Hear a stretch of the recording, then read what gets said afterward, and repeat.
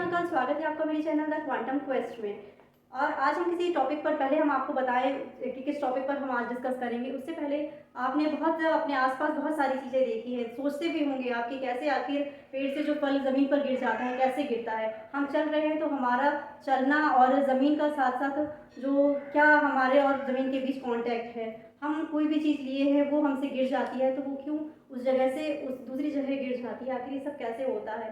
पक्षी उड़ रहे हैं तो वो आखिर कैसे, और जो भी हम देख रहे हैं कि जो सूर्य के चारों ओर जो ग्रह परिक्रमा लगा रहे हैं, चंद्रमा भी अर्थ के अराउंड एक ऑर्बिट में परिक्रमा कर रहा है, ये सब आखिर कैसे पॉसिबल है। तो ये सारी चीज़ें जो भी हैं वो कैसे पॉसिबल हो पाती है, केवल ग्रेविटेशन के कारण। ग्रेविटेशन ना होता तो ये सब कुछ पॉसिबल ना होता। ग्रेविटेशन है तभी ये सारी चीज़ें पॉसिबल है। अगर ग्रेविटेशन ना होता तो सारी चीज़ें कुछ भी जो भी है सब इधर उधर उड़ रहे होते, कोई भी अपनी स्टेबल कंडीशन पे नहीं होता। तो आज का हमारा जो मेन टॉपिक है वो है ग्रेविटेशन से रिलेटेड। ग्रेविटेशन का बहुत टॉपिक जो है बहुत ही इंटरेस्टिंग है, उसे आप अपने आसपास इधर उधर सब जगह आराम से देख सकते हैं और उसको मेजरमेंट कर सकते हैं कि आखिर सच में ये सब ग्रेविटेशन के कारण ही पॉसिबल है। तो अपने टॉपिक पर चर्चा करने से पहले थोड़ा सा मुझे पैर में भी मुझे दिक्कत है, क्योंकि मुझे लिगामेंट फ्रैक्चर हो गया है, पर मुझे पढ़ाना बहुत अच्छा लगता है, आपके साथ नए नए टॉपिक डिस्कस करना बहुत अच्छा लगता है। आप मुझे कमेंट करके बताएं कि मुझे मेरा पढ़ाना समझाने का तरीका कैसा लग रहा है, तो मुझे और एक्साइटमेंट होगी कि मैं आपके साथ नए नए टॉपिक डिस्कस करूँ और आपके सामने एक्सप्लेन करूँ।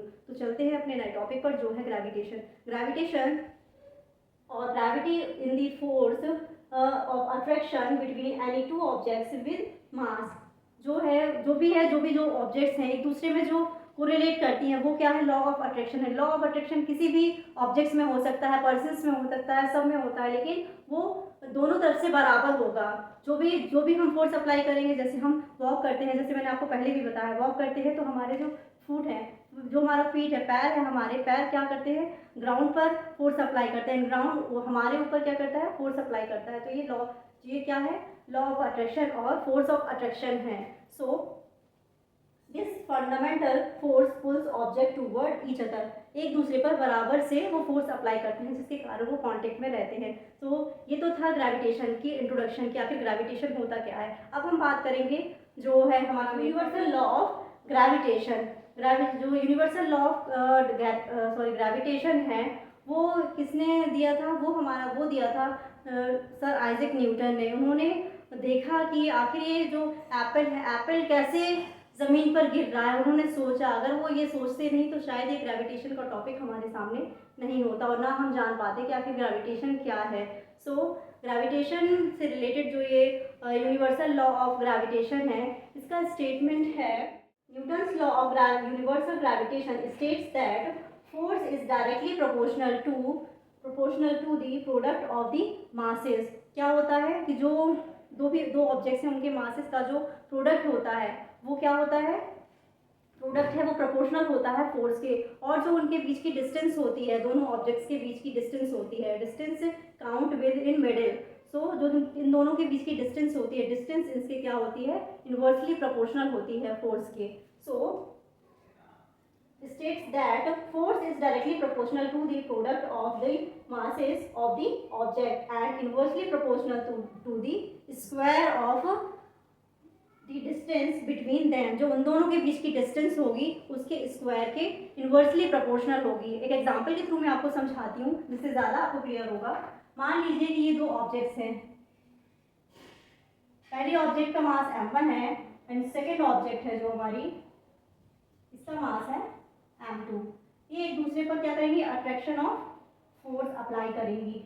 ओके, एंड जो इनके बीच की डिस्टेंस है इसको हम कहाँ से लेंगे, सेंटर से। सो मान लीजिए ये डिस्टेंस क्या है, r है।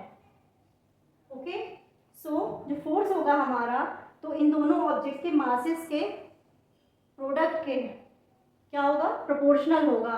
एंड जो इन दोनों ऑब्जेक्ट के बीच की डिस्टेंस है इनके स्क्वायर के इनवर्सली प्रोपोर्शनल होगा।